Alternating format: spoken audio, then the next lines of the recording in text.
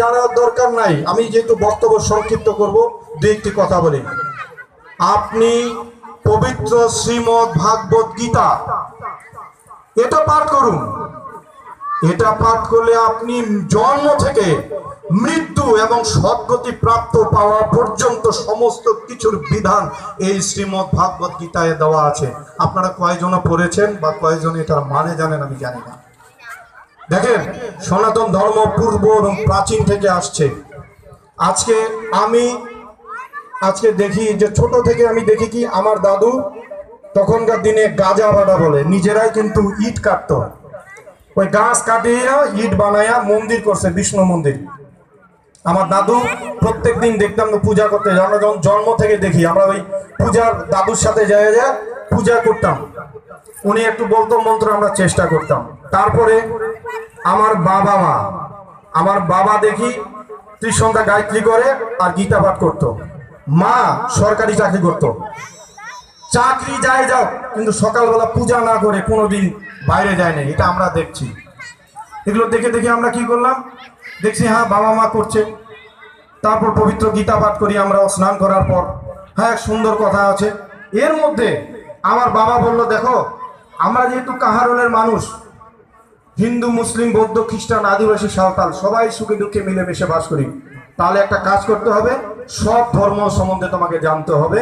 এবং দেখো সব ধর্মে কিন্তু ভালো ভালো কথা আছে। তা আমার বাবা কি করলো, সব ধর্মের পবিত্র গ্রন্থগুলো আমাকে পড়াইলো। পবিত্র কোরআন শরীফ, ওই যে ভাই গিরিশচন্দ্র সেন, যিনি বাংলায় প্রথম পবিত্র কোরআন শরীফ অনুবাদ করেছিল, এটা আপনারা জানেন? অনেক হিন্দুরাই জানে না যে পবিত্র কোরআন শরীফ ইসলাম ধর্মের প্রথম বাংলায় অনুবাদ করেছিলেন উনি ছিলেন গিরিশচন্দ্র সেন, হিন্দু ভদ্রলোক। ওনার ওই পবিত্র গ্রন্থখানা আমি পড়েছি। তারপর বাইবেল ত্রিপিটক পড়লাম। বাইবেল পবিত্র খ্রিস্টান ধর্মের, ত্রিপিটক হলো বৌদ্ধ ধর্মের, জরথুস্ট্র ধর্মে আছে পার্সি। এটা জানেন? ইন্দিরা গান্ধীর নাম শুনেছেন? তার স্বামী ছিলেন ফিরোজ গান্ধী, উনি ছিলেন জরথুস্ট্র ধর্মের অনুসারী, পার্সি। এগুলো তো আপনারা অনেকে জানেই না। পৃথিবীর অনেকগুলো ধর্ম আছে। তো যাই হোক, শিখ ধর্ম আছে। এগুলো আমি মোটামুটি 25-30টা ধর্মের সরাসরি বই পড়ার সুযোগ পেয়েছি আমি বিভিন্ন দেশে গিয়ে। তো সব ধর্মে কিন্তু ভালো ভালো কথাই আছে।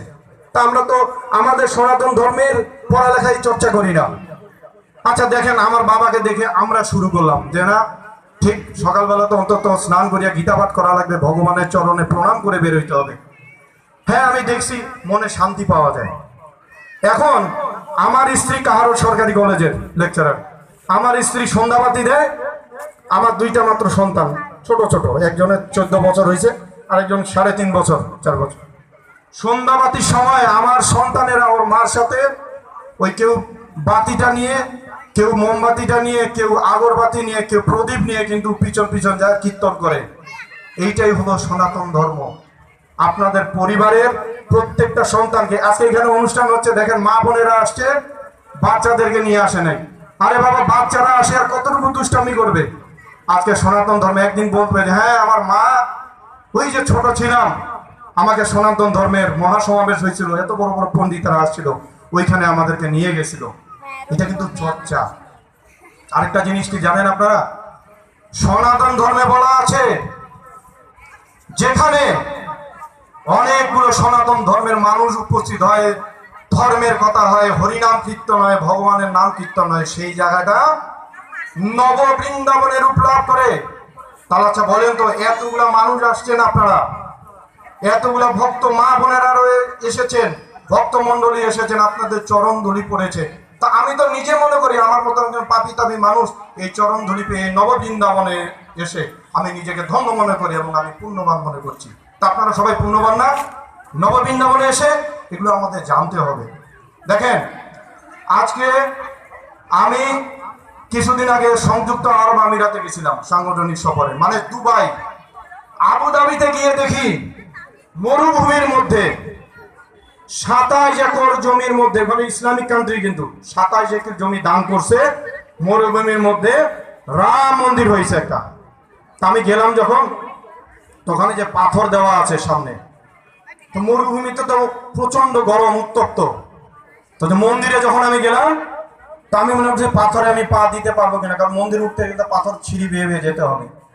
কিন্তু আশ্চর্য ব্যাপার, যখন আমি জুতা খুলে মন্দিরের ওই পাথরগুলোতে পা দিয়ে দিয়ে বিগ্রহের দিকে, ঠাকুরের দিকে যাচ্ছিলাম, মনে হচ্ছিল যে আমার পৃথিবীর সকল শান্তি, সকল ঠান্ডা বাতাস, সকল ভালোবাসা, যত সকল আশীর্বাদ আমার মতন একজন পাপী তাপী মানুষের গায়ে বর্ষণ করছে। আমি নিজেকে ধন্য মনে করলাম। কেন? যে সৃষ্টিকর্তা হে পরম করুণা আমায়, আমার মতন একজন পাপী তাপী মানুষ, হয়তো কাহারলের আমার অনেক পরিবারের মানুষ এখানে আসতে পারে নাই বা আসতে পারবে কিনা, তুমি আমাকে তাদের প্রতিনিধি হিসেবে এখানে আসার সৌভাগ্য দিয়েছ। আমাদের কি করতে হবে? তার মানে ধর্মীয় জায়গাগুলোতেও যেতে হবে। এই যে পাশেই মায়াপুর রয়েছে, এই যে সেবাশ্রম থেকে প্রভুজি এসেছেন, মহারাজ আসছেন মাদারীপুরের। আপনারা জানেন ভারত সেবাশ্রম সারা বিশ্বে এটার মঠ রয়েছে এবং এরা কত সেবা দেয়। যারা এখানে অসহায় মানুষরা রয়েছেন, থাকার জায়গা নেই, খাওয়ার জায়গা নেই, আপনারা যাবেন ওই ভারত সেবাশ্রমে, আপনাদেরকে বিনা পয়সায় রাখবে। এটা অনেকেই জানেন না আপনারা। এরকম অনেক অনেক কিছু রয়েছে, আমাদের জানতে হবে, আমাদের একই সূত্রে গাঁথা হতে হবে।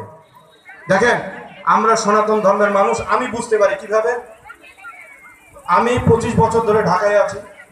তা আমি যেহেতু ঢাকায় আছি, রাজনীতি ছাড়াও সামাজিক, ব্যবসায়িক বিভিন্ন সংগঠনে আমাকে নেতৃত্বে একটু করে সুযোগ আছে। তা আমাকে কিন্তু ওই যে পরীক্ষার যখন রিটেনের টিকে চাকরির লিখিত পরীক্ষা আমাকে ফোন দেয় যে ভাই আমার তো কাহা নাই, তুই যদি একটা দেখিস চাকরিটা কিন্তু হবে। তো আমি তখন বলতাম যে আরে আমাদের ওখানে তো সনাতন ধর্মের এমপি আমার শ্রদ্ধেয় গোপাল কাকা 15, 16, 17 বছর ধরে আছে। তো যে কাকা উনার তো আমরা গেছিল, কিন্তু উনার কাছে যে আমরা যাব, উনি যে জিনিসটা আমাদের কাছে চায় ওটা তো আমাদের কাছে নাই, আমরা তো গরিব মানুষ। আমি যে আরে ভাই, উনাকে আমরা তো বানাইছি এমপি, জননেত্রী শেখ হাসিনা উনাকে 3 বার নৌকা দিয়েছেন। দেখেন উনি কি আওয়ামী লীগ করতে যায় কোনোখানে লাঞ্ছিত হয়েছেন, কোনোখানে মাইর খেয়েছেন, কোনোখানে ইয়ে হয়েছেন? বরং এই কাহারলের মাটিতে 4টা আওয়ামী লীগ পরিবার যাদের ত্যাগ আছে, শ্রম আছে, মেধা আছে। একটা আমার মালিক সরকার চাচা মারা গেছেন, উনি এমপি হয়েছেন, উপজেলা চেয়ারম্যান হয়েছেন। আরেকটা আমার ওয়াসিম দাদু, যে ফারুক চাচা যাক চেয়ারম্যান বানাইছেন, উনি চেয়ারম্যান হয়েছেন, সভাপতি হয়েছেন, ইউনিয়ন চেয়ারম্যান হয়েছেন। একটা আমার বাপ আজকে 2001 সাল থেকে, সেই ছোট থেকে দেখি আওয়ামী লীগ আর নৌকা করতে করতে আজকে 2001 সালে ভোটের সময় এখানে বাবার উপর আক্রমণ হইলো, মাথা দাদা ফাড়ে দিল। আর কয়েছে যে এই লোকটা হিন্দু বিদ্বেষ, মুসলমান বিদ্বেষী, হিন্দু ছাড়া কোনো কাম করে না, 1 ভোট দেন না। মুসলমান মনে করছে হ্যাঁ কথা তো ঠিক। আরে বাবা, আমার বাবা 14টা রেজিস্টার্ড স্কুল করছে, 12টা হাই স্কুল করছে এই কাহারলের মাটিতে, নিজে কষ্ট করছে, হাতে পায়ে ধরে 3টা কলেজ করছে, সবাই ছিল সাথে, কিন্তু মূল উদ্যোক্তা তো আমার বাপ। ওই হিন্দু ছেলে মেয়েরা শুধু পড়ালেখা করে। আর এই যে কাহারল কলেজ বলেন, এই আপনার এই শিশু নিকেতন বলেন, আজকে মল্লিকপুর স্কুল বলেন, বনর স্কুল, এখানে যে শিক্ষক তারা মুসলমান নাই, তাদের ছেলেমেয়েরা কি মুসলিম ছেলেমেয়েরা লেখাপড়া করে না? তা আমার বাবা বানাইলো সাম্প্রদায়িক, উনি 3 বার উপজেলা চেয়ারম্যান দাঁড়াইলো, মুসলমান যায় বললে যে ওই লোকটা মুসলমান বিদ্বেষী হয়, হিন্দু ছাড়া কিছু বোঝে না, অজ্ঞান না। আর হিন্দুগুলা যে বুঝায় যে ওই তো বাবু অমুক তমুক, মাথা গরম, রাগ দেখায়, ওনার কিন্তু ভোট দিল না। আর আমি লিটন বলতেছি, আমার বয়স যখন 44 বছর, আমার 25 বছর ঢাকার কেন্দ্রীয় রাজনীতি। আমি চ্যালেঞ্জ করে বলতে পারি এই মুটুনির মাটিতে, শুধু কাহারলে নয়, অনেকের বিনা পয়সায় চাকরি দিয়েছি, নাম বলবো না, অনেকে লজ্জা পাবে। অনেককে বিপদ থেকে উদ্ধার করেছি। আরেকটি কথা বলি, আমার খারাপ লাগে, আমার সনাতন ধর্মের মেয়েরা কয়েকদিন পরে পরে শুনি যে ইসলাম ধর্মের ছেলেকে নিয়ে পালাই গেছে, না বলো অমুক সমুক, আমাকে ফোন দেয়। আমি বলি দেখো, এইটা কিন্তু মূল দোষ হলো পিতা মাতা। কেন? আমাদের সনাতন ধর্মের সেই চর্চাটা তার মধ্যে ঢুকে নেই। কই পবিত্র ইসলাম ধর্মের লোকজনকে তো দেখি না। এবং এটাও আমি বলবো, যদি ইসলাম ধর্মের মানুষ হয়ে থাকে, আমার শ্রদ্ধা ভালোবাসার মানুষ হয়ে থাকে, তারাও যেন বাবা মাকে দুঃখ দিয়ে কারো মেয়েকে নিয়ে যেন না পালায়। এবং সনাতন ধর্মের মা বোনদেরকে আমি অনুরোধ জানাবো, বিশেষ করে মা বোনেরা, আপনারা আমাদের মা বোনদের ছোট ছোট শিক্ষিত হোক অশিক্ষিত হোক, তাদেরকে দেখে শুনে রাখবেন। আমাকে ফোন দেয় যে মেয়েটাকে উদ্ধার করা লাগবে। আরে বাবা, আপনারা যদি তাদেরকে সেই রকম ধর্মীয় শিক্ষা দিয়ে গড়ে তোলেন, তাহলে আজকে আমাদের কাছে যেতে হইতো না।